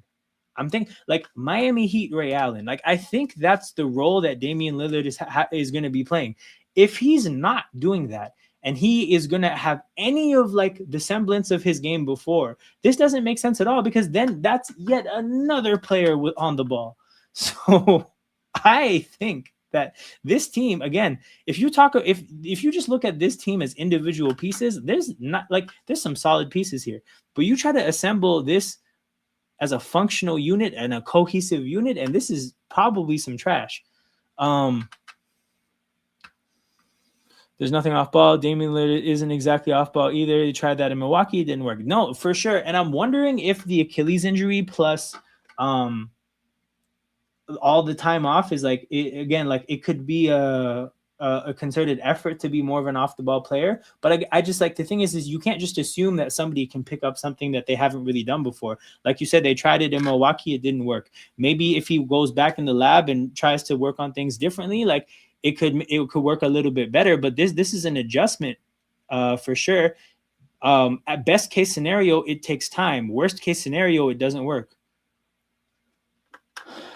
They are the same as they once were. John needs the ball to be useful. Scoot is iced out. Basically, they're going to have to move a few. Yeah, and like if you look at the contracts, right, you made a 4-year commitment to Shaedon, and you just traded for Ja, who's on a 2-year deal. I'm assuming Ja and Shaedon Sharpe are the two most unmovable pieces. You have Drew Holiday that you could flip him to a contender, although this is a fuck ton of money, man. He's owed over $70 million over 2 years. Actually, the argument could be made that the contract makes him tough to move, right? Scoot is on a 1-year deal. They could probably move Scoot, but I mean, like that would kind of like, I don't think that would give you the kind of piece you need back. I'm actually not sure what Scoot Henderson's value would be. And then you can't move Dame because Dame is like, he's probably gluing his own feet to Portland. So there's 3 unmovable guards here. And then you would have to explore what can be done with Drew and Scoot Henderson, 2 pieces that for different reasons, I don't think you could get much back for. To be an off-ball guy, there's a natural feel to it. For sure, which like to me, the thing there would be like, there's no way to develop that feel without reps, right? And feel is naturally it's an instinctive, natural thing to begin with, right? But if you're asking somebody to develop feel, in something that they haven't like already shown that they have that feel, there's no way of doing it without reps. And what has Dame been doing as of late? Not playing basketball. So yeah, the chances don't seem that high. If I'm Scoot, I want out anyways. He won't ever develop on that team with this roster. Yeah, that seems like a natural divorce for sure. I could definitely see that happening. Yeah, I mean, if this is the thing, is like these are the kind of moments that I think teams like Brooklyn and Chicago and Sacramento, like those kind of teams should be striking. You have the like ability to give him 30 plus minutes a night and just let him play basketball. I think Scoot's a guy that like, if there's anything there, he definitely needs to develop and just play ball. There's a lot of good teams that even if they traded for Scoot, I don't think would get anything out of him. So that's where I think those kind of franchises should be striking, but evidently that hasn't happened. But yeah, I think this is a really weird fit from the Grizzlies side of things. Guys, do you guys want to see one of the silliest rosters in the NBA? Does Norman Powell intrigue you at all at $22.5 million? I think before you got here, I was when I was scrolling through Shams's account, I saw this contract. What I said is that basically Chicago has to fill out their roster, their bad roster that's probably gonna be in the bottom 5 of the NBA. Like they have to fill out that roster with vets and adults and like babysitters for their younger players. But the thing is a 2-year deal at 22.5. I think Norman Powell finds his way on the trade market as soon as those younger players are ready for more minutes. Like I think he's kind of there to literally just again, be a grown-up, and then as soon as they're ready to play, I think they put him on the trade market, and they get like nothing crazy, but they'll get something back for him. And that number is not like a difficult number to trade. There's a ton of contracts in the NBA in and around 20 mil. As for the Raptors, I don't necessarily know what I don't see the Raptors, especially with what they like in terms of size right now. I don't know. I just don't see it. I don't see the Raptors going for him. The second year is a team option. Ooh. Yeah, that makes him even more tradable. Because when it's a 2-year deal with a team option, I look at it like it's basically back-to-back years of an expiring. You just kind of cash it out whenever you feel like you can cash it out. But yeah, Memphis Grizzlies, here they are. I present to you Jeremy Grant, KCP, Isaiah Stewart, Brandon Clark, rest in peace, and a bunch of random guys. Like just a collection of guys. Somehow, some way, Taj Gibson is here collecting a check. Shout out to Omax Prosper. We got Scottie Pippen Jr. We got Gigi Jackson. We got Walter Clayton Jr. His run at Florida was sick. We got a guy named Coward. We got Zach Edey. I swear to you, this is the most random collection of people. This Memphis team is going to be we got fucking, where is he? Where is he? No. Oh, I didn't scroll far enough. Yeah, we got Carlos Boozer's kid. We got Kareem Lopez, bro. We have a Mexican named Kareem. It's lit out here, man. This team makes no sense. This team is just a bunch of guys, man. This team is Canada, bro. This team is a mosaic. But yeah, the Memphis Grizzlies, man, not a serious team, which is fine. Yes, one of the teams of all time.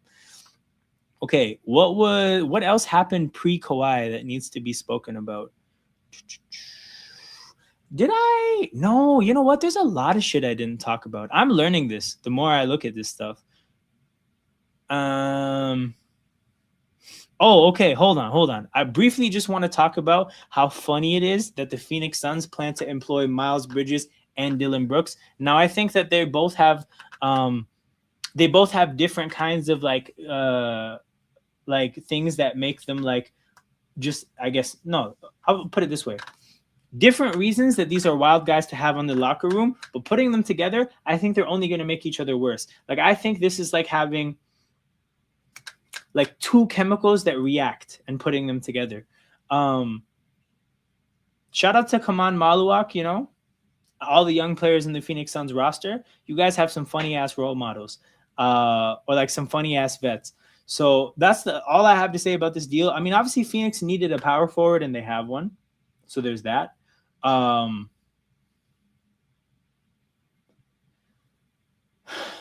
know what?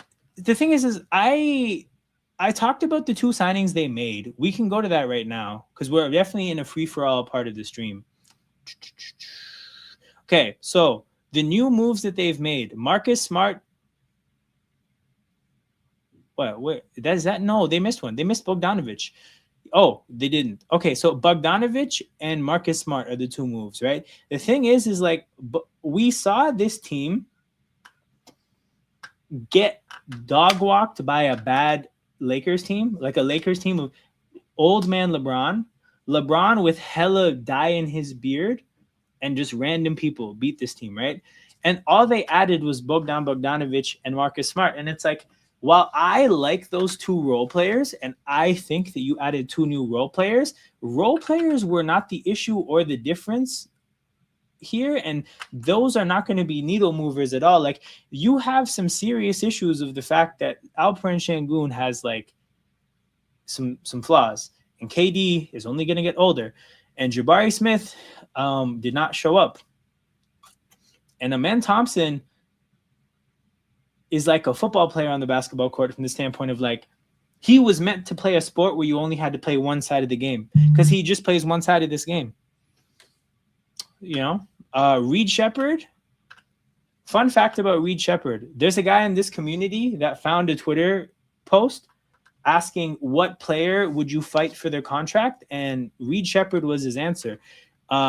the unfortunate thing is, if I think about my like biggest Reed Shepherd moment of this past year, it's that. It's not anything he did on the basketball court. That's a problem.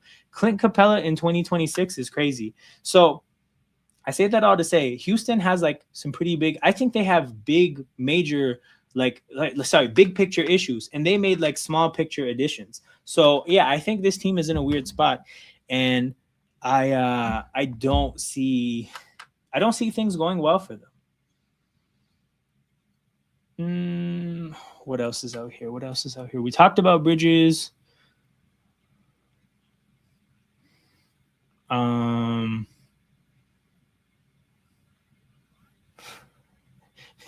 Hey, we got King saying the country is okay. America against Belgium. I think this is going to be Monday. This is going to be the 4th. No, that's not the 4th. Why would I say that? Canada plays on the 4th. That's the 6th. So USA against Belgium on the 6th. Feels weak as hell right now. I feel like the East is going to back that annoying place where everyone is good. So this is the thing. When we won in 2019, I think that was the best Eastern Conference I'd ever seen. It might be creeping back to that.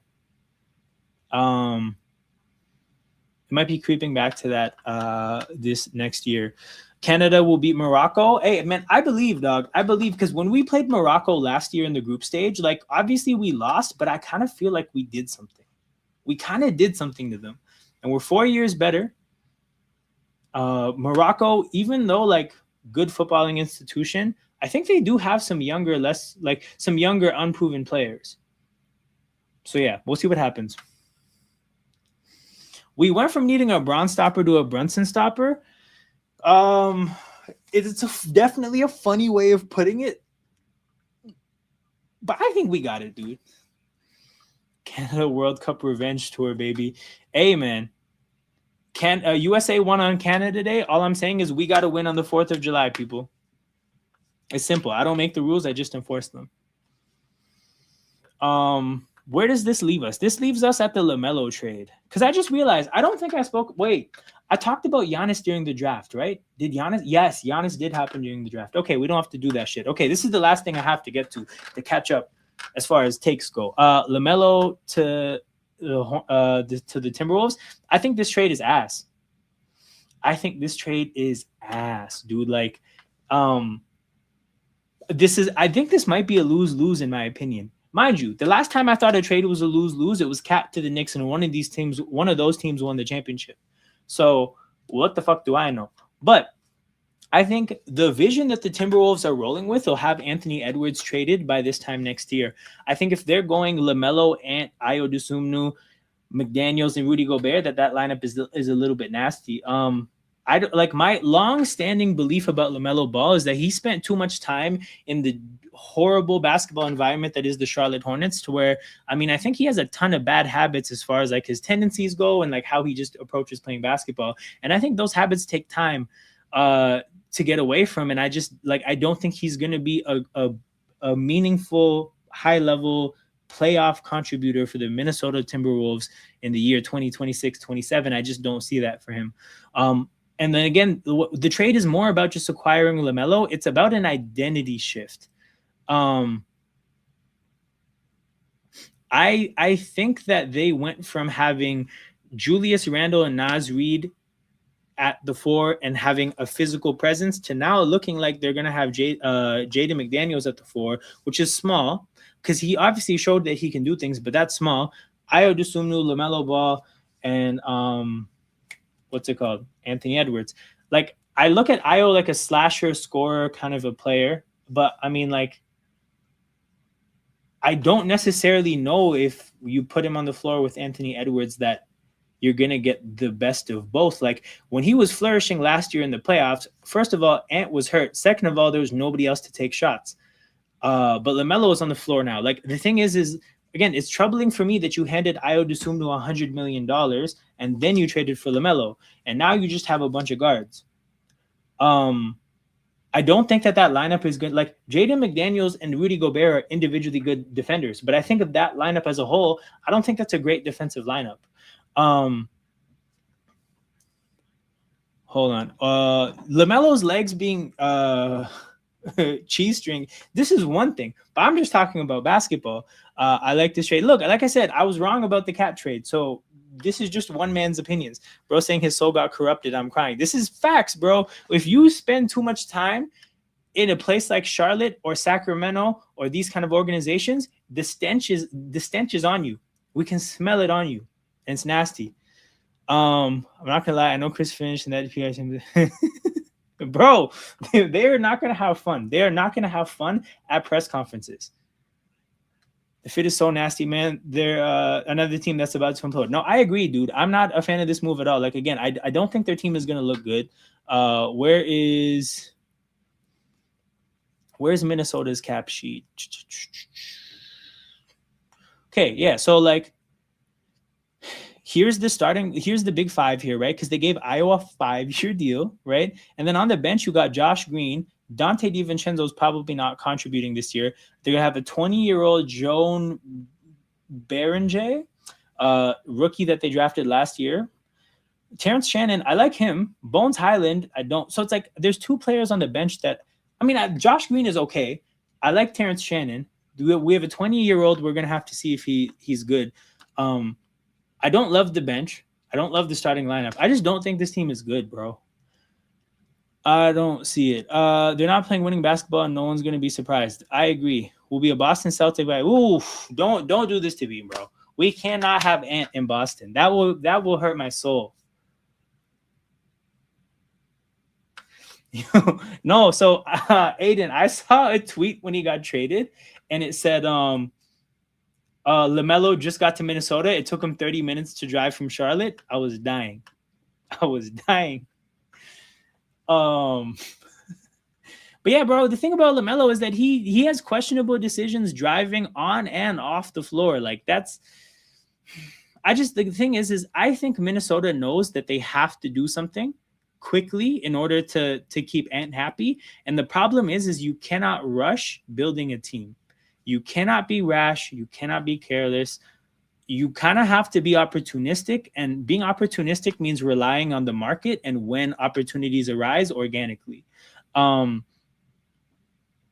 So this is the thing, is like, I just think that like if they felt like they had to trade Cat because of financial reasons, they shouldn't have just been rash enough to do it for fucking Julius Randle. Like, you should have been a little bit more patient and found a better player than Julius Randle, a player that everybody could tell you would not be a riser in the playoffs, right?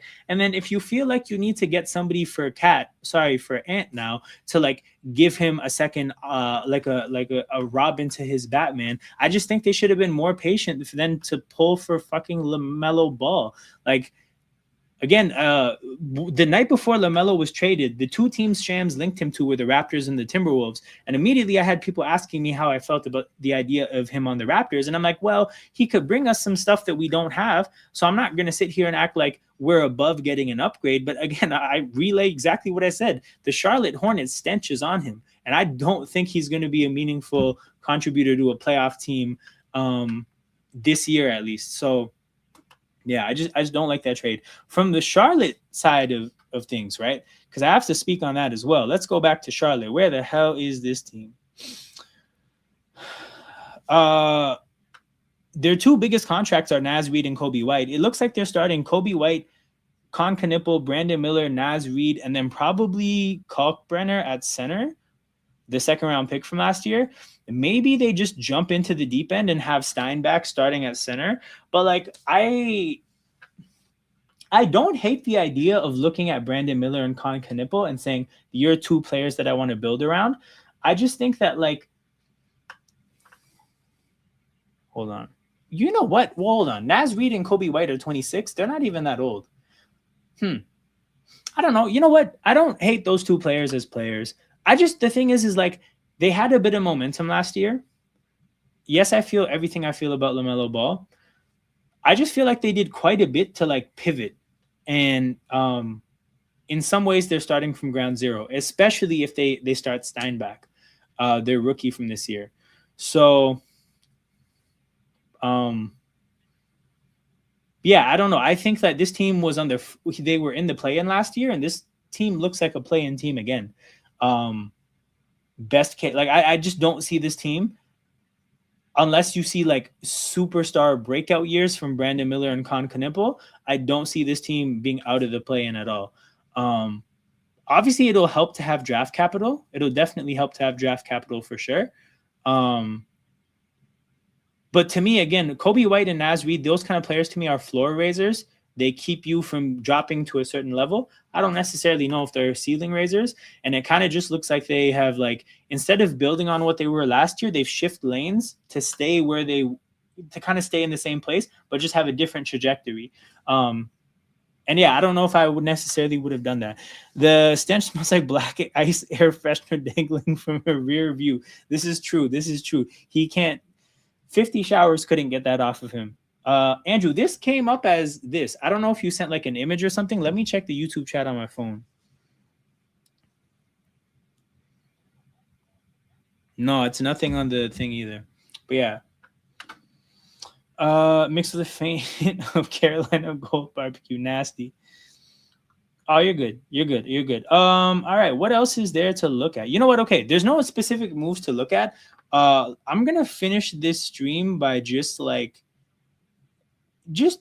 combing through some teams. If you guys have any teams you want to look at, we can pull up a team and then kind of like zoom out and take a big picture look at like kind of their situation and what their issues are, what they're facing, what they could maybe resolve for the rest of the offseason. Actually, no, I realized what I wanted to do. 1 second. Where the hell is it? There's a tweet I want to find. Somebody put together a pretty helpful list of the free agents left, and we can kind of just talk about who's worth like paying attention to. All right, this is from Nate Duncan.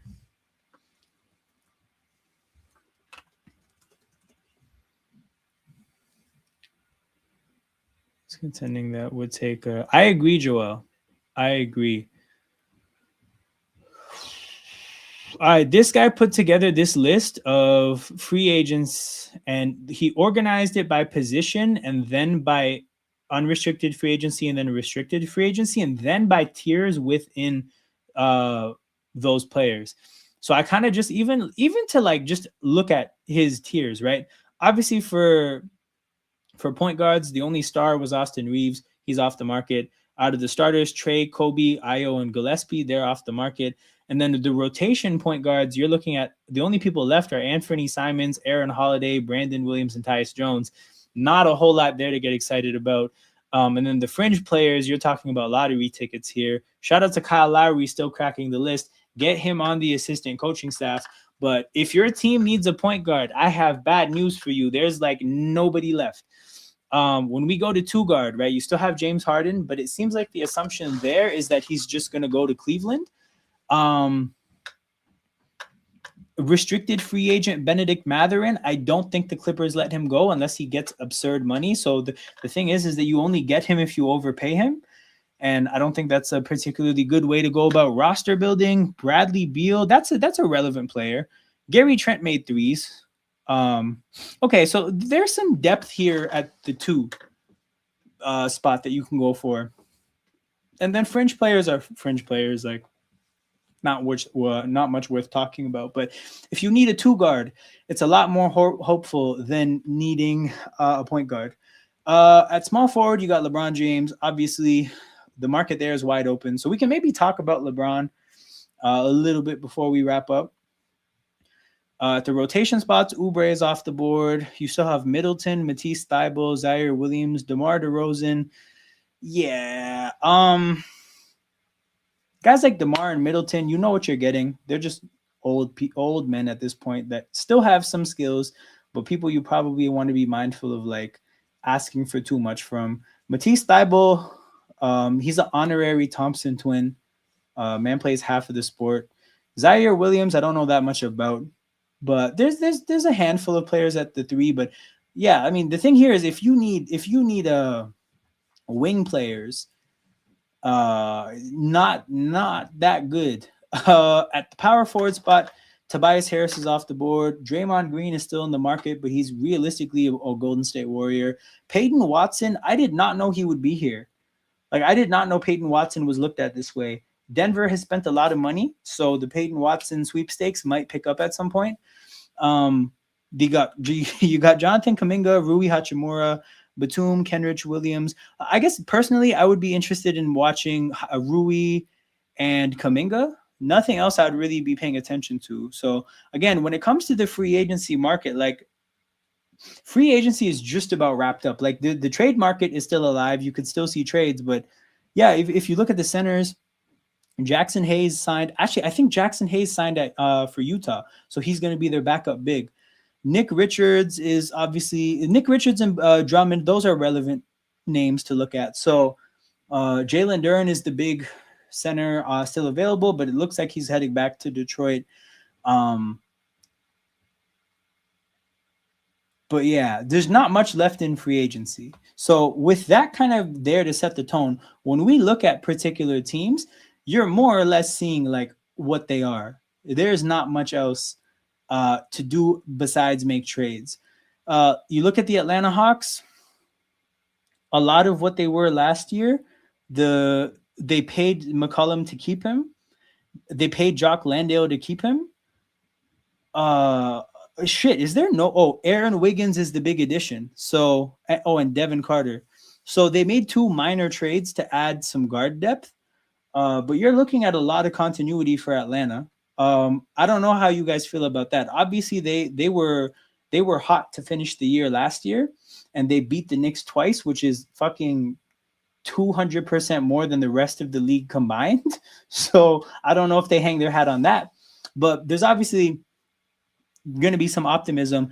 I just feel like they weren't necessarily good enough to just make their draft pick, get Flemings, and then do nothing. So we'll see how things go for them. Boston Celtics, obviously, massive trade that happened. This is true. That's a very conservative franchise. Very conservative franchise. Boston has a new look starting lineup with Paul George. But yeah, the big change is Paul George for Jaylen Brown. Mitchell Robinson is the big addition. Mike Conley is the small addition, and then they spent money to keep Ron Harper Jr. But yeah, a lot of. I mean, if anything, right? Like it's hard to say. It's hard to say this team got better from a talent standpoint, like our boy Phoenix was saying. From a fit standpoint, there's a chance that Paul George is more of an off-ball player than Jaylen Brown, and this makes it easier to just hand the reins to Jason Tatum. But on paper, dude, Mitchell Robinson helps, but Jaylen Brown to Paul George doesn't. And then if Paul George doesn't stay healthy, then oh boy, yeah, not the best. Are there teams that are worth looking at? Cleveland is still incomplete for the most part. Denver Nuggets, apparently they're going to have to pay Peyton Watson at some point. But if you look at their money, man, they've spent a lot of it already. Big money to Jokic, big money to Jamal Murray, big money to Aaron Gordon, and big money to Christian Brown. Wait. This number is wrong. Christian Brown's not getting paid in the 40s. This number is wrong. What the hell? Detroit, we already looked at, but yeah, Detroit, again, a lot of small money here. They need a big piece, even if anything, to just be a trade chip. Where do I think LeBron goes? I think he ends up in Golden State, bro. I think LeBron ends up in Golden State. I just don't buy the idea that he wants to play on that Cleveland roster. Here's the thing. I think he would entertain coming back to Miami if the team was, if the situation was a little bit different. But bro, like Wiggins, Giannis, Bam, LeBron, I just don't know what that team is. I really don't. I don't know. The fit doesn't seem right. And Golden State, man, I think he fucking loved playing with Curry in the Olympic teams. I think he has a up close and personal. He played against that team in the finals so much. I'm sure he knows that system like the back of his hand. I think him and Draymond Green could, like, the basketball IQ that would be at play there would be so good. Again, sorry. When I say so good, I don't mean they'd actually be like a great basketball team. I just think that would be an interesting team, dude. Like, I think I would have a lot of fun watching them. Hold on. Damn, I just saw the penalty that got Senegal the L. That sucks. But yeah, I think the Golden State team would be fun. And it's like the kind of thing I think LeBron would sign up for, right? He's still in Cali, he's still in good weather, he can golf. He gets to play with Steph and Dre. I don't know. I could see it working. They already brought back Porzingis. They already have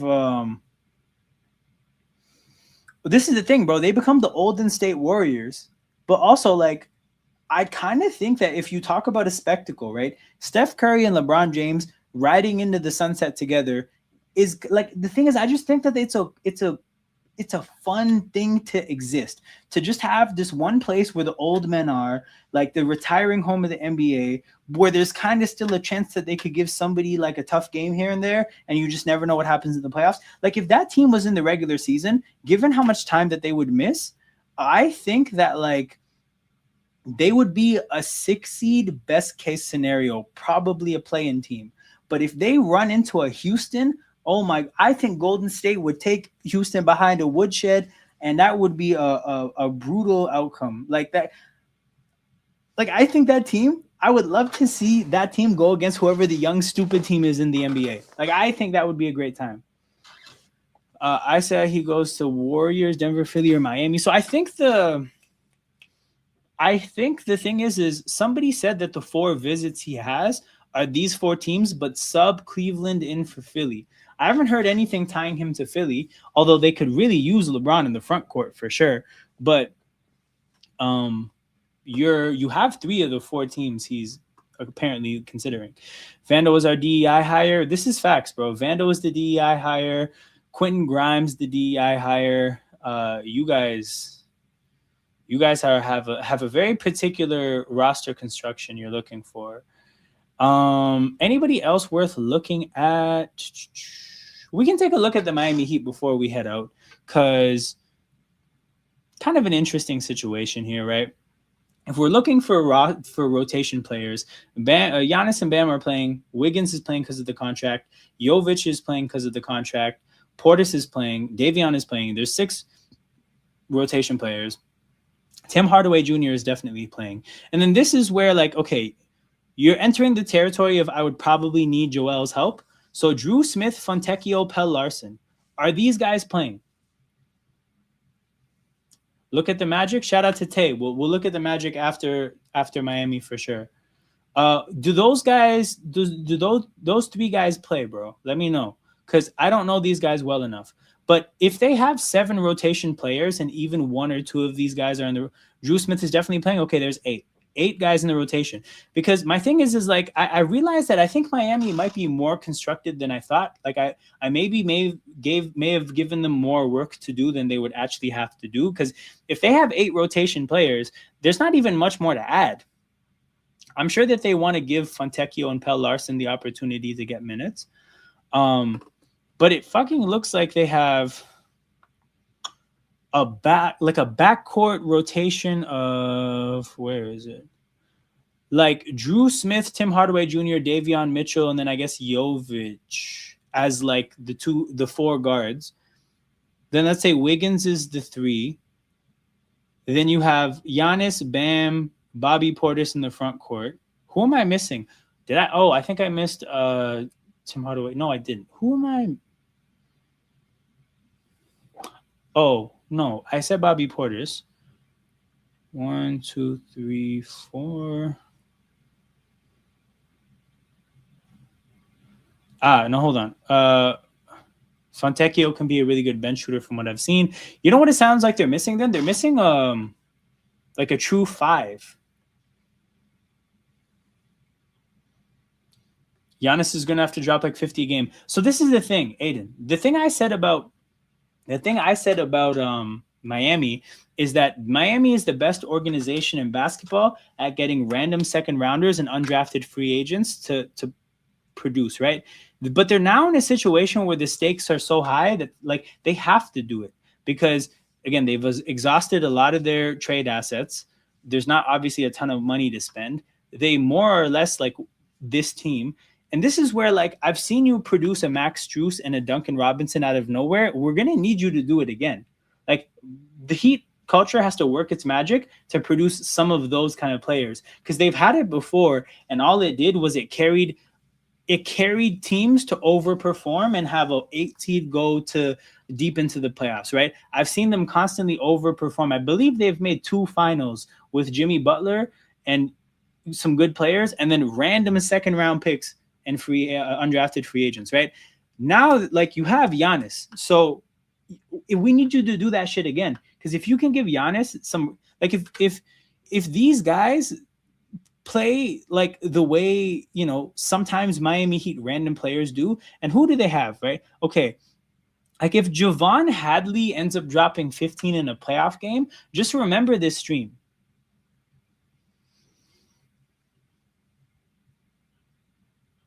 Who did they draft? Ryan Conwell. Like if Ryan Conwell is nice, remember this stream. But yeah, they have to do it now, man. They have, because in this case, it's not the difference between not making the playoffs and being a dangerous 8 seed. Their ability to produce that kind of a player is the difference between maybe winning a title and not. Since Dwayne Dedman, yeah, for sure. Because right now you just have a small ball 5. Getting the superstar. This is what I'm talking about, man. If Miami can actually do it now, then we might see something. 17 outside of Giannis. So this is what I mean, bro. They need to produce a Strus and a Duncan Robinson ASAP, pronto, right now. You've done it twice. Third time, we need it again. But no, I agree. The scoring and spacing is going to be a struggle for sure. And it's going to be basically the dictator of just how good they are. Okay. Shout out to, who is it? My guy Tay in the chat. We're going to look at the Magic now. And again, if anybody else wants to look at any other teams, let me know.